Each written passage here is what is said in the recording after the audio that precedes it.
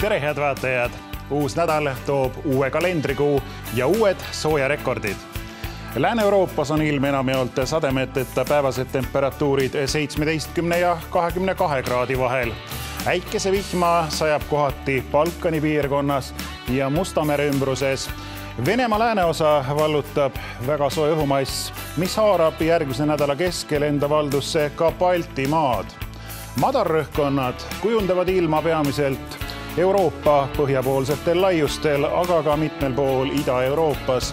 Kõrgrõhkkonna mõju domineerib peamiselt Vahemere piirkonnas ja Lõuna-Euroopa kohal. Läänemerel ja lahtedel puhub lõuna-edelatuul, mis on puhanguti vali. Eeloleval ööl on meil vahelduva pilvisusega ilm, mitmel pool tuleb vähest vihma, õhutemperatuur langeb +9 +6 kraadini. Homme hommikul sajab paiguti vihma, rannikul puhub vali edelatuul, termomeetri näit on 10 ja 15 kraadi vahel. Homme päeval võib paiguti tulla vähest vihma, kuid päeva mahub ka kuivemaid hetki ja päikesepaistet. Valituul hakkab pärastlõunast nõrgenema. Õhutemperatuur on +12 mererannikul 20 kraadini Kagu-Eestis. Õhtul võib sadada kohati Eestimaa lõunaosas, mujal on ilm peamiselt kuiv, õhusooja 11 kuni 14 kraadi.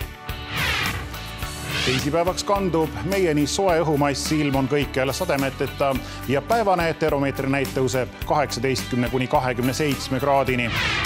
Kolmapäeval jätkub soe õhuvool, temperatuur tõuseb 16 kuni 27, paiguti 30 kraadini. Pärastlõunani püsib päikesepaisteline ilm, õhtueel võib aga mõnel pool tulla äikesevihma. Neljapäeval sajab hooti vihma Lõuna- ja Ida-Eestis. Õhusooja on Hiiumaal ja Loode-Eesti rannikul 13 kuni 17.